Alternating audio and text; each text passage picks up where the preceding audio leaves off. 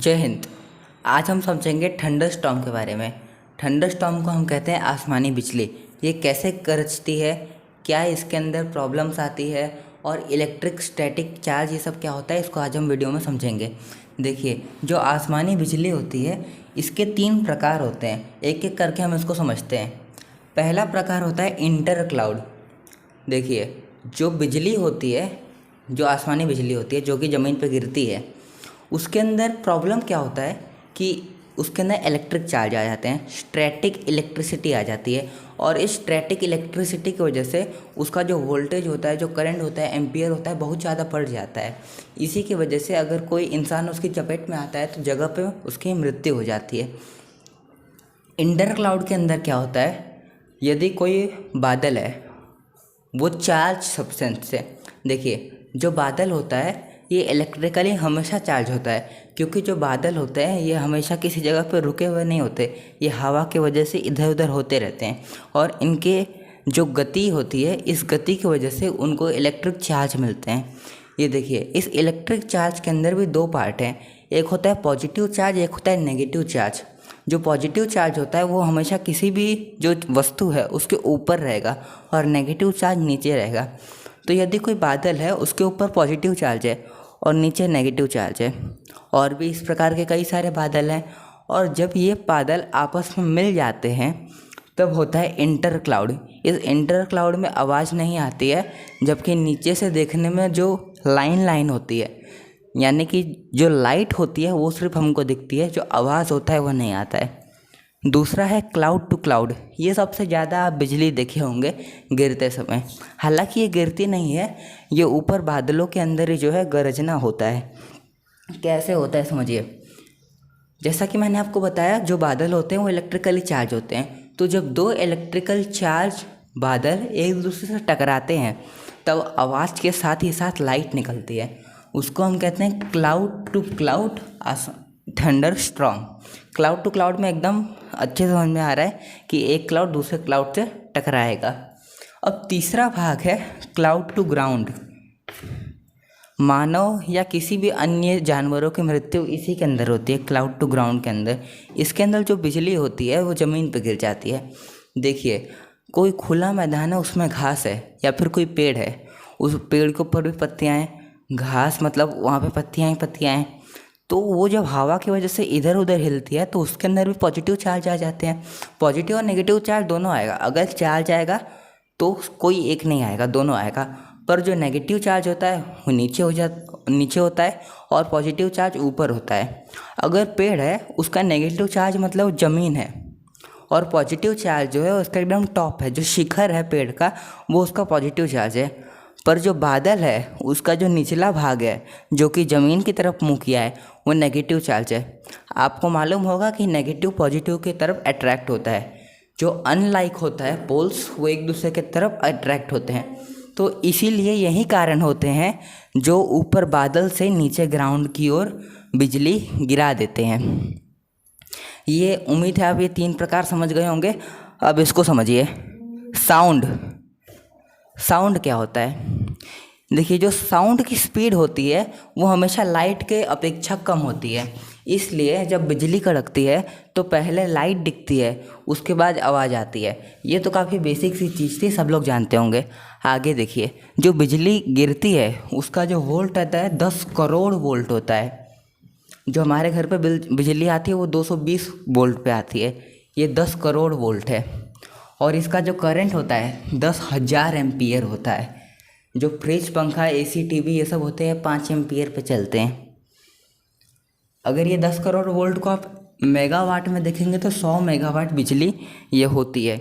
और हीट देखिए, गर्मी 27,000 डिग्री से लेकर के 30,000 डिग्री सेल्सियस तक। जो हमारा सूरज है वो 6,000 डिग्री सेल्सियस है।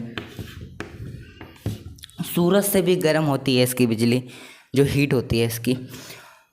और इसका टाइम देखिए, टाइम बहुत कम होता है इसका, 0.005 सेकेंड होता है इसका टाइम। इसलिए ज़्यादा देर तक जो बिजली है ये वातावरण में रुकती नहीं है, ये ज़मीन में चली जाती है। और ज़मीन एक ऐसी चीज़ है, वहाँ पे कितनी भी आप बिजली डाल देंगे वो हमेशा उसको अट्रैक्ट करती रहेगी, किसी प्रकार का कोई नुकसान नहीं होगा। देखिए, बेंजामिन फ्रैंकलिन नाम के एक साइंटिस्ट थे। उन्होंने लाइटनिंग के ऊपर समझा, थंडरस्टॉर्म को अच्छे से समझा और उन्होंने अपना एक लाइटनिंग रॉड बनाया। यदि कोई इमारत है, कोई भी वस्तु है, उसके देखिए लाइटनिंग रॉड का काम क्या है। कोई भी चीज़ है उसके ऊपर एक लंबा जो इलेक्ट्रिकली चीज़ है, मतलब जिसके अंदर इलेक्ट्रिसिटी पास होती हो।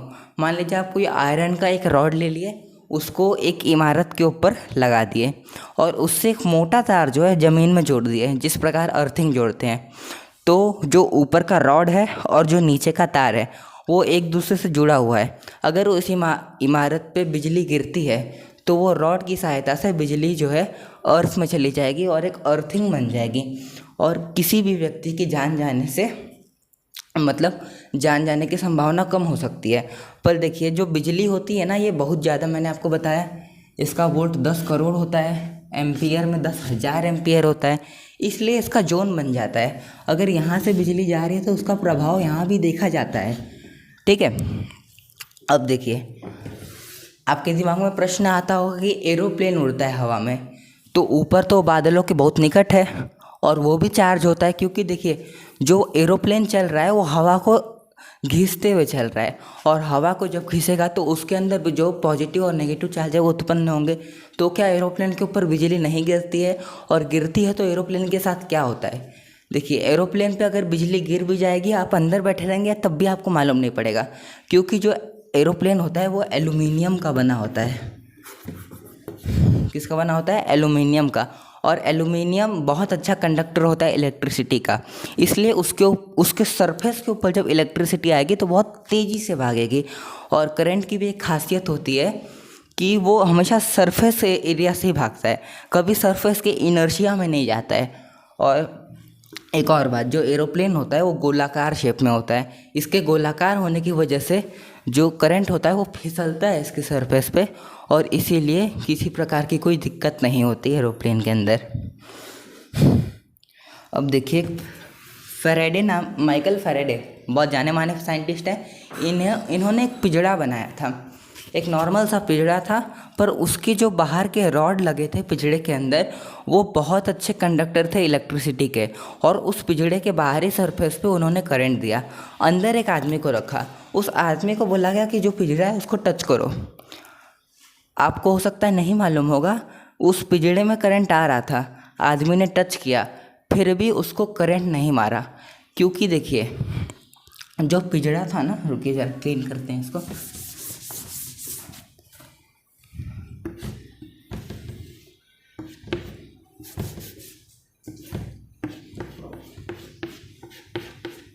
जो पिंजड़ा था और ये आदमी,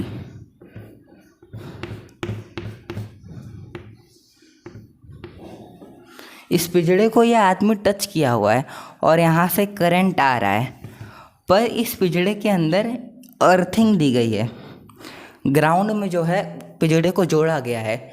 इसकी वजह से जो बिजली इस पिंजड़े के अंदर आ रही है वो पहले देख रही है कि कहाँ जाएगी, पर उसको अर्थिंग का रास्ता मिल गया।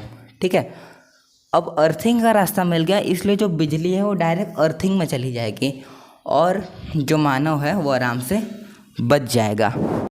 भारत में हर साल लगभग 2,500 लोग बिजली गिरने की वजह से मर जाते हैं।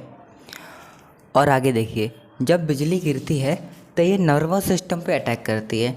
आपको अटैक सुन के हमेशा लगता होगा कि सिर्फ हार्ट अटैक ही होता है, पर ऐसा नहीं है। कई बार नर्वस सिस्टम पे अटैक होता है जिसके कारण लकवा मार जाता है। देखिए बिजली गिरने की वजह से मृत्यु होती है, लगभग 20% उसमें लेडीज़ होती है और 80% जेंट्स होते हैं। इसके कारण भी है क्योंकि जो जेंट्स होते हैं वो महिलाओं की अपेक्षा ज़्यादा बाहर निकलते हैं, इसलिए जो प्रतिशत है वो लेडीज़ का कम है एज़ कम्पेयर टू जेंट्स। कई बार तो बिजली गिरती है तो कुछ लोग मतलब मौसम देखने चले जाते हैं, कुछ लोग देखने चले जाते हैं कितना अच्छा लगता है बिजली गिरते समय, वो सब भी होता है।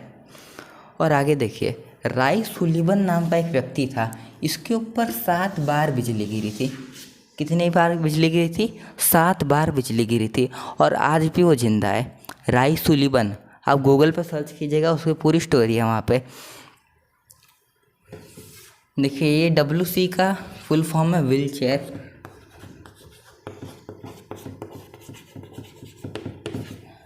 एक आदमी था जिसको लकवा मारा हुआ था और वो व्हील चेयर पे हमेशा रहता था।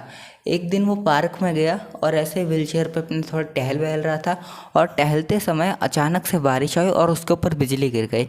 वो 2 दिन तक कोमा में रहा और मज़े की बात यह कि कोमा से बाहर निकल गया। कोमा से बाहर निकलने के बाद उसका जो लकवा मारी हुई नस थी, जिसमें दिक्कत थी, जिसकी वजह से उसको लकवा मारा था, वो सही हो गया और आज जो चल फिर रहा है आराम से।